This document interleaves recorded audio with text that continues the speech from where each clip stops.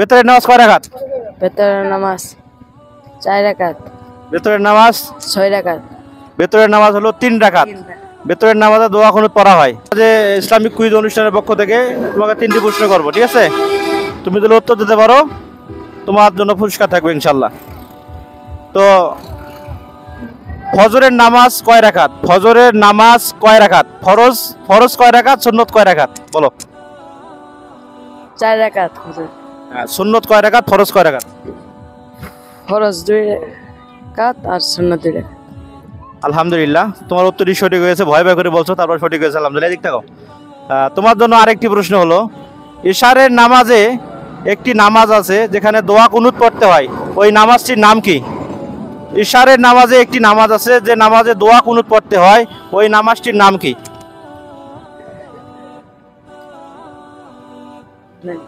বলতে পারবো না? অপশন দেবো? অপশন তো নাই, একটাই নো। আমি বলে যাচ্ছি, এটা হবে ভেতরের নামাজ। কি নামাজ? ভেতরের নামাজ। ইশার নামাজের পর ভেতরের নামাজ। ভেতরের। শিখতে পারলাম। জি।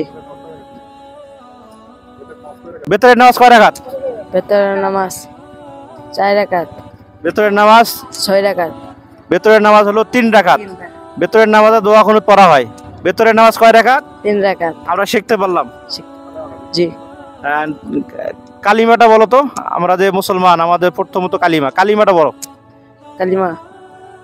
কালিমা লা ইলাহা ইল্লাল্লাহ মুহাম্মাদুর রাসূলুল্লাহ। বাংলা অর্থ বলো। কালিমার এবার অর্থ আল্লাহ তাআলা ব্যতীত আর কোনো মাবুদ নাই। হযরত মুহাম্মদ সাল্লাল্লাহু আলাইহি সাল্লাম আল্লাহর বান্দা রাসূল। আলহামদুলিল্লাহ, অনেক সুন্দর হয়েছে, কিন্তু তুই ভয় ভয় করে বলতেছো না, জোরে জোরে বলো। আবার বলো, কালিমাতে অর্থটা বলো আবার। কালিমা তাইয়্যিবা লা ইলাহা ইল্লাল্লাহ মুহাম্মাদুর রাসূলুল্লাহ সাল্লাল্লাহু আলাইহি সাল্লাম। কালিমা তাইয়্যিবার অর্থ আল্লাহ তাআলার বান্দা রাসূল। আল্লাহ তাআলা ব্যতীত কোনো আল্লাহ তাআলা ব্যতীত আর কোনো মাবুদ নাই। হযরত মুহাম্মদ সাল্লাল্লাহু আলাইহি ওয়াসাল্লাম আল্লাহ তাআলার রাসূল। তাই অসংখ্য ধন্যবাদ। 3টি প্রশ্নের উত্তর তুমি দিতে পারছো। তো আমাদের পক্ষ থেকে তোমার জন্য টুপি পুরস্কার থাকবে। টুপিটা মাথায় দাও। নামাজ পড়া পাচ্ছ তো? হ্যাঁ, ঠিক আছে।